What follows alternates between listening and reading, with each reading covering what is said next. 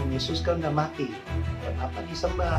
Jimmy, Tuhan Yesus kamu katanya hidup, bisa nggak buktikan? Shalom, Jemaat GSCA Batu Tulis, perkenalkan nama saya Jimmy, Jemaat KU2. Di dalam membawa jiwa, yang paling berkesan dalam hidup saya adalah saat saya menginjili tante saya. Dia seorang Buddhis, nama tante saya Agustini. Saat saya menceritakan dari sejak Tuhan Yesus lahir sampai Tuhan Yesus mati di atas kayu salib hanya untuk menyucikan dosa kita, kemudian dia bilang, ya Tuhan Yesus kan udah mati, buat apa disembah? Saya bilang Tuhan Yesus itu hidup, karena hari ketika dia bangkit dan dia naik ke surga menyediakan tempat bagi kita semua. Dengan waktu berlalu, kemudian dia belum percaya Tuhan, tetapi pada suatu ketika saat anaknya merencanakan pernikahan dan sisa waktu adalah 2 minggu, calon menantunya mengalami kecelakaan, yaitu tangannya patah dipukul orang.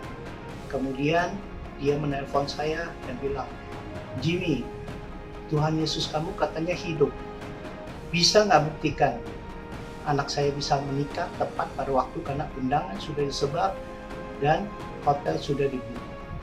Saya dengan iman menyatakan, saya berani berjanji, anakmu akan melangsungkan pernikahan dengan aman dan berjalan dengan lancar karena Tuhan Yesus akan memberkati.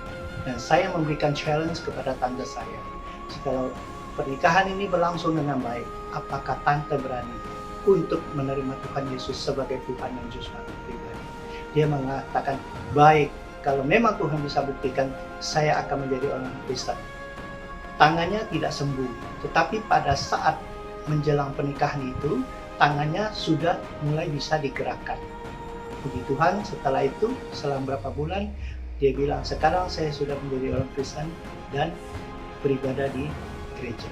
Yang paling dahsyat lagi adalah suaminya, pada saat saya menginjili tante saya, suaminya juga diinjili oleh orang beragama Buddha dan sudah ditotok kepalanya. Kemudian melihat kejadian ini, akhirnya suaminya pun ikut percaya dan sekarang menjadi orang Kristen yang baik.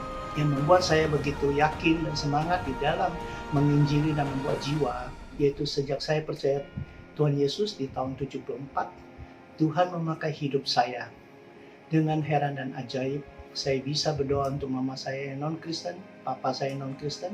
Akhirnya di dalam 7-8 tahun mereka percaya Tuhan. Dan yang paling berkesan di dalam kehidupan saya waktu muda adalah saat saya SMA. Dan pada saat itu saya tergerak bagaimana untuk memenangkan 300 orang ini. Kemudian saya bekerja sama dengan Lembaga Alkitab Jepang. Saya minta Alkitab 700.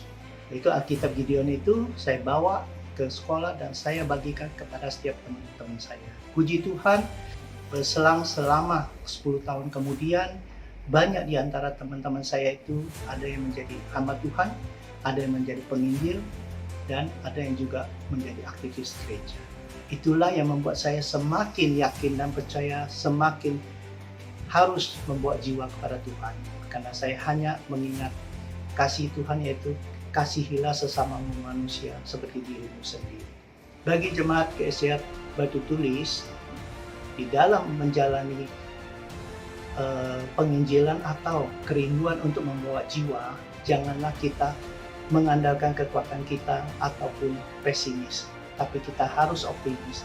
Karena kalau sejak kita percaya Tuhan, hidup kita bukan kita lagi, tapi Kristus yang di dalam kita, dan Roh Kudus selalu bersama dengan kita. Di mana kita hanya melakukan yang bagian kita saja, kita menginjili, kita beritahu kabar baik, maka sisanya Tuhan yang akan melengkapi. Percaya dan yakin mujizat itu. Nah,